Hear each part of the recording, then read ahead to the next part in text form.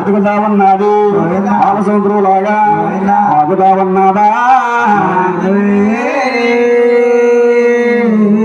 కాలం జరిగే గాథ చక్క పెద్ద కాపు తల్లి తండ్రి కాలం చేశారని కవలారా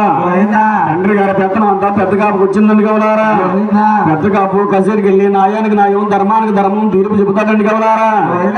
ఏరన్న రామన్న పొలంలో పనులన్నీ చక్క పెట్టుకుంటారని కవలారు ఇది అదిలాగనందంగా మరి కొద్ది రోజులు గడిచిన తర్వాత గ్రామంలో ఇద్దరు సీడ పుట్టుదలు అన్నుడు తయారయ్యారని కవలారా మొక్క ముంగరగాయ మనసేపు చూడండి కాకి పిల్లంటోడు కర్ణాన్ని చూడండి మనసేపు పేరు స్వామరాత్రుని కవలారా కరణం పేరు శలపతిని కవలారా ఒకనాడు కాలవన కరణం శలపతి తాతగారు తప్పినాలు వచ్చిన ఏంటి కవలారు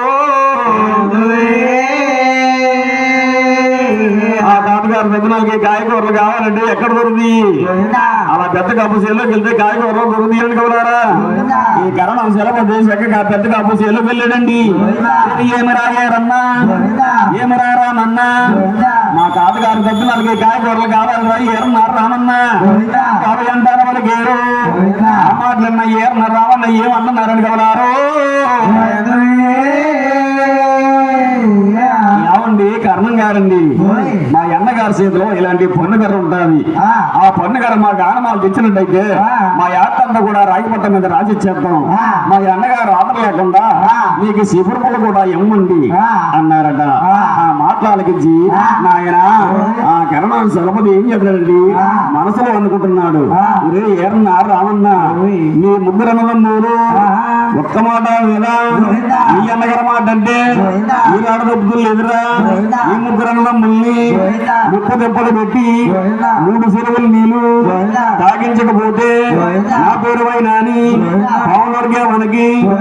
కరణాన్ని కాదారా అలాగని మనసులో శబ్దం చేసుకున్నానని కవరారా వెళ్ళిపోయాడని కవరారా తాతగారు రుద్దులు పూర్తి చేసుకున్నానని కవరారా మరికొద్దరు జోరు గడిచిన తర్వాత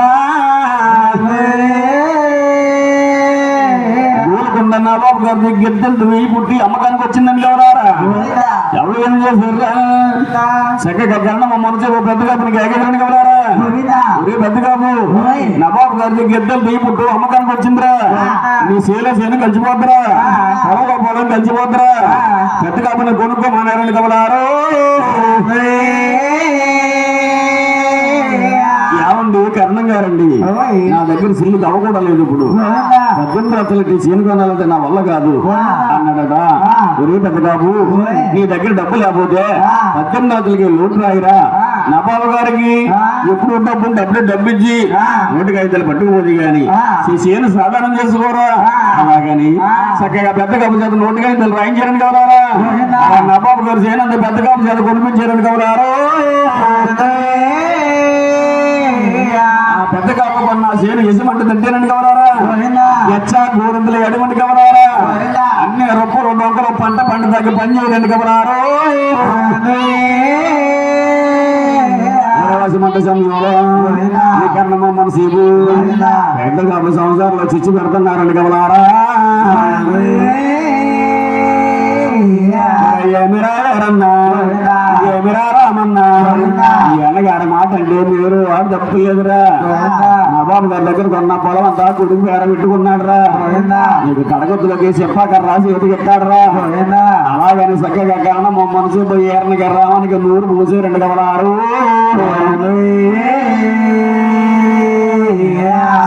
చెప్పగా బెమ్మకైనా రెమ్మ దిగుల పడుతుందండి బుడకాయలు మారిపోయినట్టు కవలారా అన్నాడు పోతున్నా మంచానికి అడ్డంగా పడుకుని లెగుతు లేదండి కవలారు చల్లగా కాలేసి తెల్లారి పోతున్నా లేకున్నా కానీ